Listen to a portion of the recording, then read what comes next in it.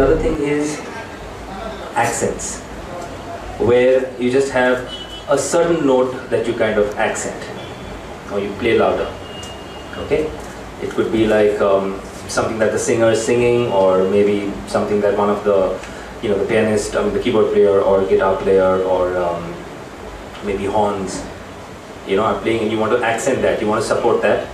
So those are quick accents, okay? You basically just kind of stab it. Yeah. The third thing is basically what we actually call implied or ghost notes. Have you all heard of this term, ghost notes? Yes, sir. Yeah. So ghost notes are basically, now if you have your music or you're playing at a certain level and you want certain things happening below that, just implied. They're not really heard as loudly as the rest, I mean, but they just implied, just to add a little flavor or a little color to the music. Yeah, those soft notes are called ghost notes, or implied notes. Okay, now all these things together come under dynamics. Okay, because they all deal with the loudness or softness of playing. Yeah. The other thing I said was relevance. Now that's very important as drummers. Unfortunately, a lot of pitched instruments, as in like keyboard players, guitar players, part of their studies includes, very strong there's a strong emphasis on relevance, because you're always playing compositions. Yeah, so there's always relevance involved in that piece. While drummers, usually a lot of drummers get into the habit of just going there and counting and playing. Yeah, and focusing on, okay, let me try to do this roll, or let me see how fast I can go. It's a very physical instrument, so it's very natural that you kind of get caught up with technique and how fast and how loud and all that stuff.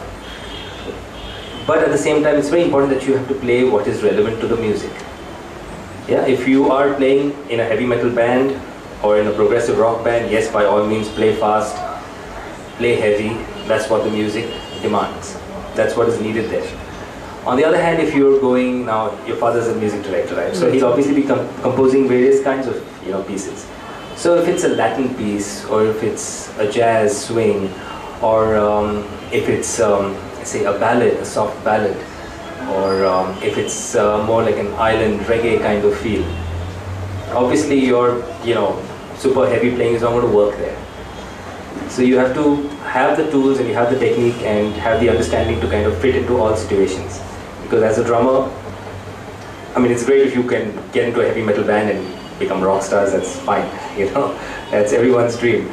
But if not, and if you are playing gigs, if you're a working musician, as I am, okay, you end up doing recordings, you end up playing with a fusion band one day, you end up playing with the rock band the other day, you're called for a Bollywood recording, so everything is different. And you have to have the tools to play in all those situations and, give the producer or give the band leader what he's looking for. Yeah? So relevance is very important. The last aspect is form. Form, as in every composition has a certain form.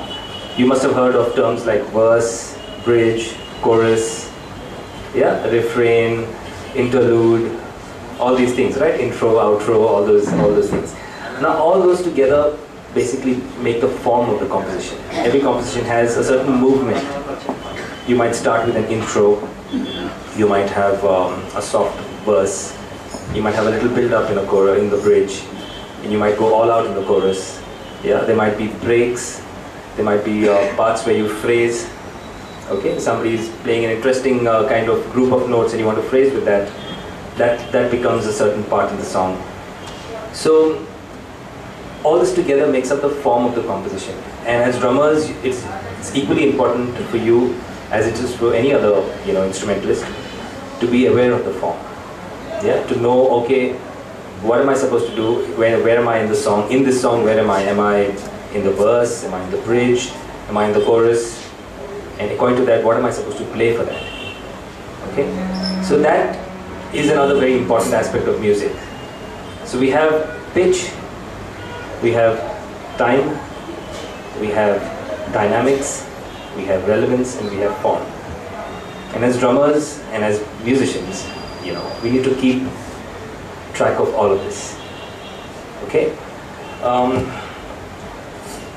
Now next, I'd like to just briefly approach. It's going to be a while before I actually play something.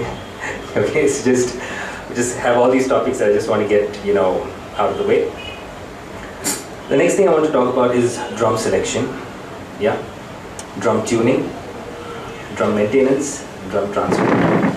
These are things that very often are completely neglected. Once again, because drummers, as I said, it's a physical instrument. You're hitting away, and a lot of drummers have this misconception that okay, so long as I'm playing loud and fast, everything is good. But the drums are as sensitive and as delicate an instrument as any other, and they have to be treated as such. And you have to pay attention to tuning them, keeping them in good form, yeah, making sure your heads are in good shape, everything, yeah.